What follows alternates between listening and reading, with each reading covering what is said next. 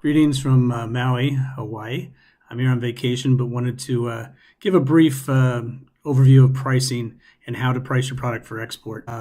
Business schools have a lot of theories and a lot of strategies on pricing, but for most agricultural products, the exporter is a price taker, not a price maker, which basically means that they don't have the luxury of going in and dictating the price to the market. So strategies like the cost plus pricing or arbitration pricing, better than pricing, or competitive or comparative pricing really doesn't work. The only thing that really works is to understand what the demand in the market is and what the price in the market is, and either accepting or rejecting that price. As if exporter of most food products, you don't have the luxury of having a product that nobody else can supply.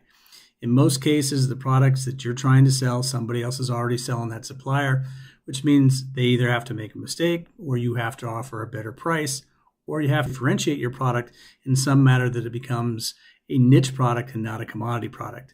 That's a challenge, and that's what we at 2020 DC work to do, is how do we take what's typically considered a commodity and make it a niche product? How do we create value, and how do we have a comparative difference? So the exporter really, his challenge is to know what the acceptable price in the market is and the costs associated with getting their product to that market.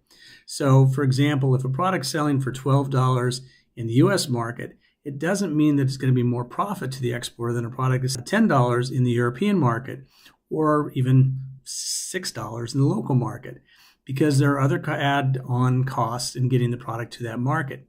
There's freight, there's insurance, and those costs are what the buyer is looking at. When the buyer compares product, when they compare your product with others, they're not looking at the product and how it's priced in your market. They're looking at what are their options. What can they buy the product for domestically? Can they buy the product from, or their origins or other suppliers? So you have to understand what the market is and be willing to accept that or to look at a different market. It always gets me from an economic standpoint when the news people will come on and say, oh, the price of meat is up because the price of fuel is up. It doesn't work that way. The farmer's cost really has nothing to do with the sales price. The sales price is based on the demand in the market. The cost can go up, but it doesn't mean that the demand is going to go up, or that the ability to sell the product at the higher price is going to go up in the short term. In the long term, the farmers will say, gee, I lost money on this product, or I didn't make enough money on this product last year, so I won't plant that crop, or I will take more cows out of the cycle and decrease the supply. Now, if every farmer does that, it decreases the supply overall and the price goes up, supply and demand. So it's really a longer term effect for food products than it is for technology or most other hard and soft consumer goods beyond food. So you have to look at what the price is going to be able to sell in the markets you're going to.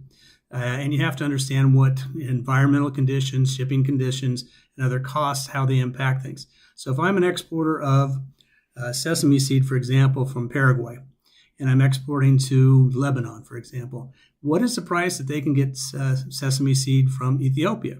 Or what is the price they can get sesame seed from Australia or some of the other markets that produce sesame seed? So you have to understand what the price is, and if there's a flood, for example, in Ethiopia, or there's a war, or there's a problem with shipping and the freight that prevents the product from going in that market, I have to be aware of that, because that changes how I can sell my product. It changes what markets I'm competitive in, and it allows me to get a jump on the market.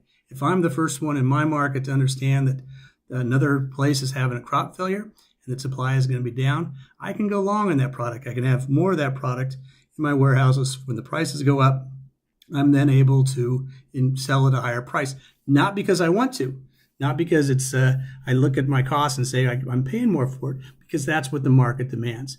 So the pricing strategies, there's a lot of different pricing strategies that work for a lot of products. But in the food industry, you're basically a price taker, not a price maker. We have another video on that, and I'll include the link to that. The other thing is, you really don't get an advantage based on the INCO terms that you sell for. INCO terms are meant to balance the field. So the cost of freight, the cost of insurance, the duties paid, whatever INCO terms you're selling on are the same for everybody. The only way you can get an advantage on INCO terms is if you have a contract freight rate, or your insurance costs are lower the competition, and that's hard to do. It takes volumes. It takes understanding the market.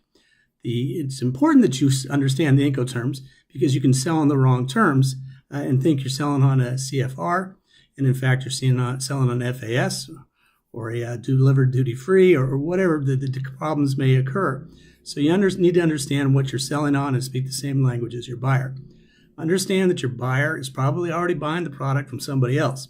That other supplier has to either make a mistake or their ability to supply the product at the lower price changes or their quality changes. So it's important for you to try and figure out how your product is different. And when you figure that out, that's what you can spend your time marketing and promoting the product. But remember, in most cases, you don't have the luxury of saying, gee, my cost went up, so my sales price goes up. You need to look at the different markets. A $12 price in the US may be better or worse than a $10 price in Europe, depending on the freight and the other costs associated with it. So the key is understanding the market, being a student of the market, and knowing where you can sell the product and make the best profit for you. Not always the most revenue, because a lot of times the revenue is associated with cost, but the best profit. So hopefully that helped. We have entire courses on price strategy, but it's really not on price strategy. It's on really looking at and how to understand what the market's selling for. Thank you and good luck.